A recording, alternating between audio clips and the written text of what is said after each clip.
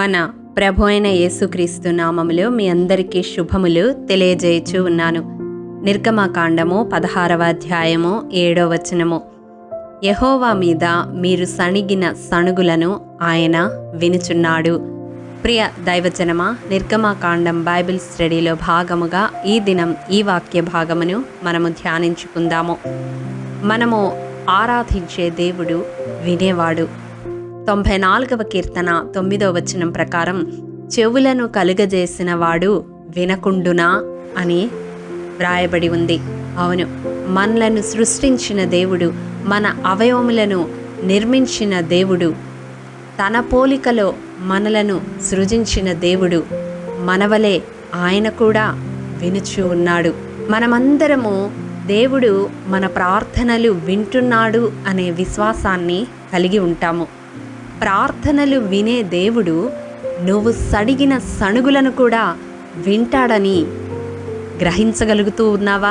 నీ సణుగులే నీ ఆశీర్వాదాలు మూతబడడానికి, నీకు చేయబడిన వాగ్దానములు నెరవేర్చబడకపోవడానికి కారణం అని నీవు ఎరిగి ఉన్నావా?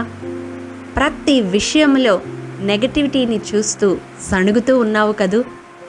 పాజిటివ్ కోణంలో ఆలోచించడం ఏనాడో మర్చిపోయావు కదూ. పాజిటివ్గా ఆలోచిస్తే అసలు సణుగులకు తావే ఉండదు కదా. నీకున్న వాటిని మరచి, నీకు ఉన్నవారిని కాలదన్ని, లేని వాటి కొరకు, అందని వాటి కొరకు సణుగుతూ ఉన్నావు.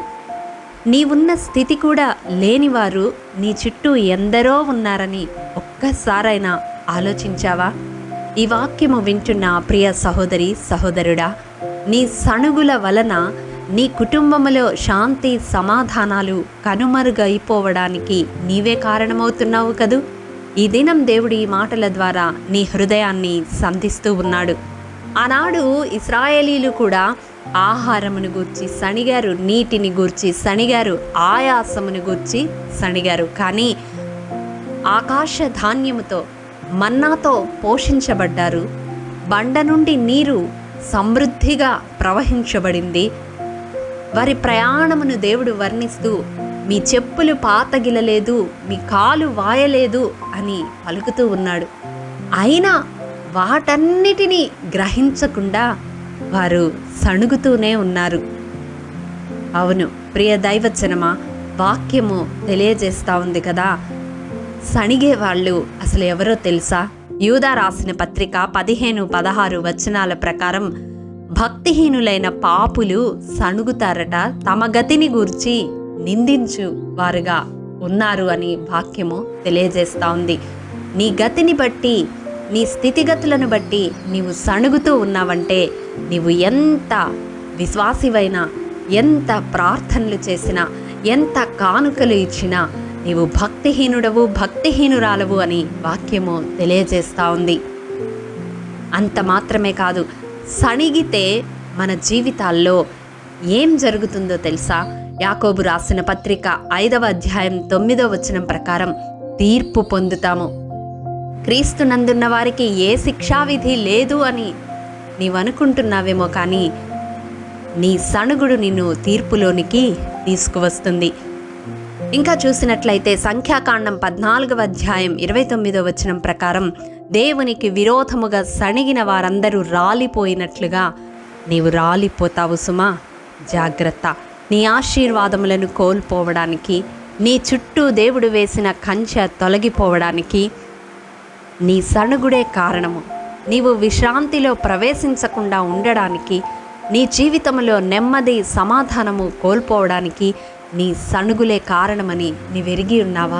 నా గతి ఇంతే, నా స్థితి ఇంతే అని నీవు సణుగుతున్నంత కాలము ఎన్నటెన్నటికీ సంతోష సమాధానాలు నీవు పొందలేవు.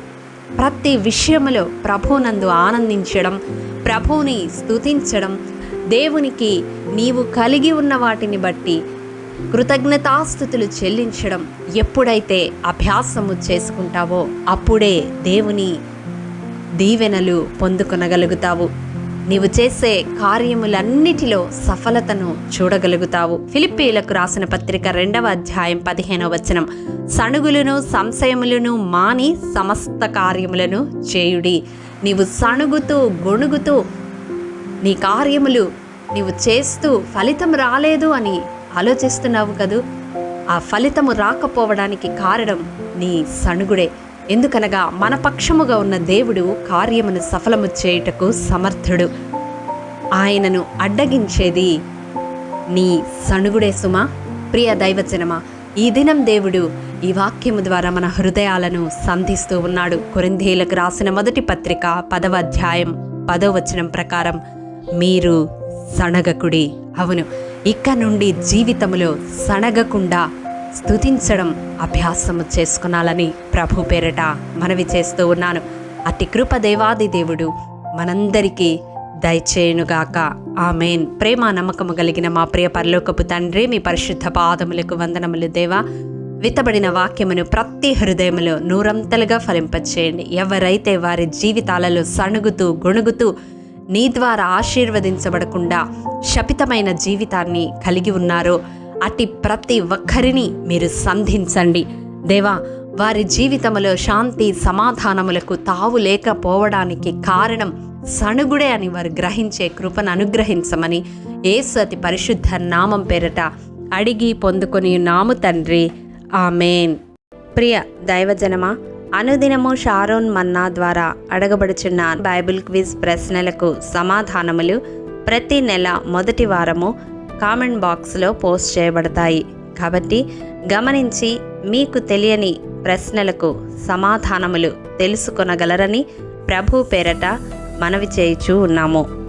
ప్రియ దైవజనమా, ఈ దినం బైబిల్ క్విజ్ ప్రశ్న: నీవు లేచి నీ మంచం ఎత్తుకొని నీ ఇంటికి పొమ్మని యేసు ఎవరితో చెప్పెను?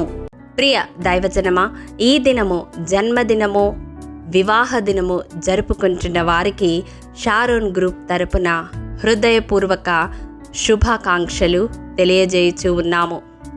దేవుడు శ్రేయస్కరమైన ఆశీర్వాదములతో ఈ సంవత్సరాది నుండి సంవత్సరాంతము వరకు మిమ్ములను నింపాలని ప్రార్థిస్తూ ఉన్నాము. ఆమేన్.